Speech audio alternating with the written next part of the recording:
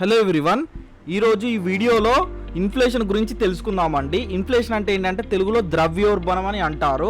చాలామంది ద్రవ్యోల్బణం అనే వర్డ్ లేదా ఇన్ఫ్లేషన్ అనే వర్డ్ వినే ఉంటారు, కానీ కొంతమందికి అసలు ఇన్ఫ్లేషన్ అంటే ఏంటిది అనేది క్లియర్గా ఐడియా ఉండదు. నేను దాన్ని సింపుల్ లైఫ్ ఎగ్జాంపుల్స్ బేస్ చేసుకొని క్లియర్ ఎక్స్ప్లెయిన్ చేస్తాను, వినండి.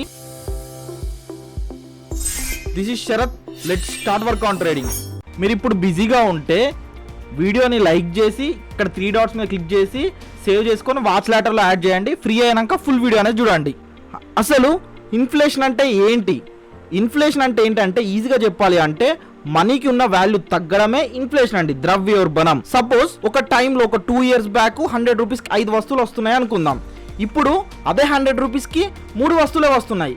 ఎందుకు అంటే ప్రతి ఒక్క వస్తువు ప్రైస్ అనేది పెరిగి ఉంటుంది, దానివల్ల మనీకి వాల్యూ డిక్రీజ్ అయినట్టే కదండి. మీకు ఒక ఈజీ ఎగ్జాంపుల్ తో చెప్తాను, వినండి. ఒక 10 years బ్యాక్ 2015లో ఆనియన్స్ కి కేజీ వచ్చేసి ఉల్లిపాయలు 20 రూపాయలు ఉన్నాయి అనుకుందాం. ఇప్పుడు 2025లో దాదాపు 10 years తర్వాత కేజీ 120 రూపీస్, 100 రూపీస్ కూడా ఉంది. దాదాపు ప్రైస్ అనేది ఏంటి, ఆల్మోస్ట్ 4 to 5 times ఇంక్రీజ్ అనేది అయింది. దాన్నే ఇన్ఫ్లేషన్ అంటారు అండి. ఒక వస్తువు యొక్క ప్రైస్ పెరగడంనే ఇన్ఫ్లేషన్ అంటారు.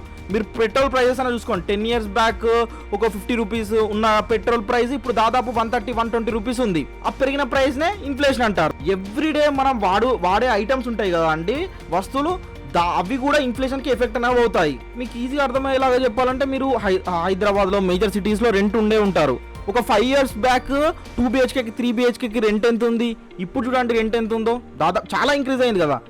దాని మీద ఎందుకు డిపెండ్ ఉంటుంది అంటే ఇప్పుడు ఒక హోమ్, ఒక బిల్డింగ్ కన్స్ట్రక్ట్ చేయాలంటే రా మెటీరియల్స్ కావాలంటే వాటి ప్రైస్ ఇంక్రీజ్ అవ్వడం వల్ల కూడా రూమ్ రెంట్ అనేది చేంజ్ చేస్తూ ఉంటారు కదా. కాబట్టి ప్రతి దాని మీద ఇన్ఫ్లేషన్ అనే ఎఫెక్ట్ అనేది ఉంటుందండి. అసలు ఇన్ఫ్లేషన్ ఎందుకు వస్తుంది ఫస్ట్ అర్థం చేసుకుందాం. ఫస్ట్ మెయిన్ పాయింట్ వచ్చేసి డిమాండ్ ఎక్కువ ఉంటుంది అండి, సప్లై తక్కువ ఉంటుంది. చాలా మంది కొనుక్కుందామని ఇంట్రెస్ట్ అనేది చూపిస్తారు, కానీ వస్తువులు మాత్రం తక్కువ ఉంటాయి. ఆ వస్తువులు తక్కువ ఉండడం వల్ల ప్రైస్ అనేవి ఇంక్రీజ్ చేస్తుంది. సెకండ్ మెయిన్ పాయింట్ వచ్చేసి ప్రొడక్షన్ కాస్ట్ ఇంక్రీజ్. సపోజ్ ఏదైనా ప్రొడక్ట్ ఉంది, దాన్ని తయారు చేయాలంటే ట్రాన్స్పోర్టేషన్ ఉంటుంది, ఫ్యూయల్ కావాలి, శాలరీస్ ఇవ్వాలి ఎంప్లాయీస్కి, వాళ్ళకు అవన్నీ ఇంక్రీజ్ చేయడం వల్ల ఆ ప్రొడక్ట్ ప్రైస్ కూడా ఆటోమేటిక్ ఇంక్రీజ్ అయి ఉంటుంది కదా, దానివల్ల కూడా ఇన్ఫ్లేషన్ అనేది అవుతుంది. థర్డ్ మెయిన్ పాయింట్ వచ్చేసి మనీ ప్రింట్ ఎక్కువ అయితే, గవర్నమెంట్ చాలా మనీ ప్రింట్ చేసింది అనుకోండి, వాల్యూ తగ్గిపోద్దండి, మనీకి ఉన్న వాల్యూ. ఇన్ఫ్లేషన్ ఎఫెక్ట్స్, ఇన్ఫ్లేషన్ పెరగడం వల్ల నష్టాలు ఏముంటాయి? ఫస్ట్ పాయింట్ వచ్చేసి సేవింగ్స్ తగ్గిపోతుందండి. ఎందుకు? మనం సేవ్ చేసుకోవడానికి మన దగ్గర ఇంక అమౌంట్ ఏముంటుంది, అన్ని వస్తువులు పెరిగినాక వాటిని కొనడమే పైసలు అనేది ఖర్చు పెట్టేస్తాం కాబట్టి సేవింగ్ చేసుకోవడానికి అమౌంట్ అనేది మిగలవు. సెకండ్ పాయింట్ వచ్చేసి కాస్ట్ ఆఫ్ లివింగ్ అనేది పెరుగుతుందండి. కాస్ట్ ఆఫ్ లివింగ్ అనేది పెరిగినట్టే. సపోజ్ మీరు హైదరాబాద్లో ఉంటారు, ఒక కాస్ట్ ఆఫ్ లివింగ్ అనేది ఉంటుంది.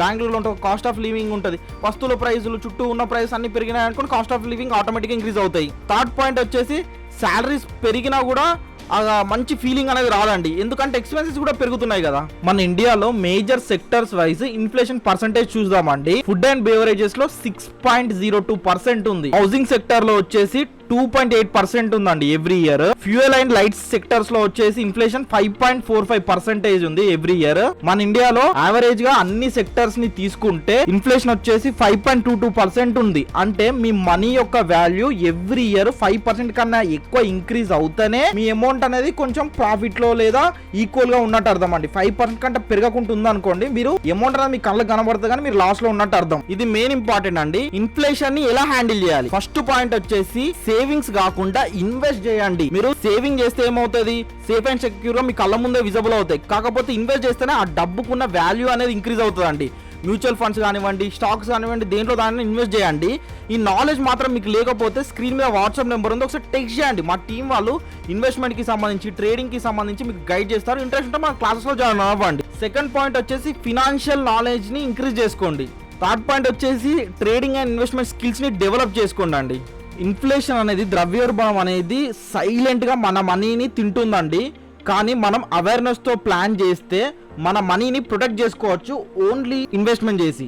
వీడియో నచ్చినట్టయితే లైక్ చేయండి, కామెంట్ లో చెప్పండి మీరు ఇన్ఫ్లేషన్ ని ఎలా హ్యాండిల్ చేస్తున్నారు. సబ్స్క్రైబ్ చేయండి to start work on trading Telugu for more financial and trading videos. Signing off, this is Sharath. జై హింద్.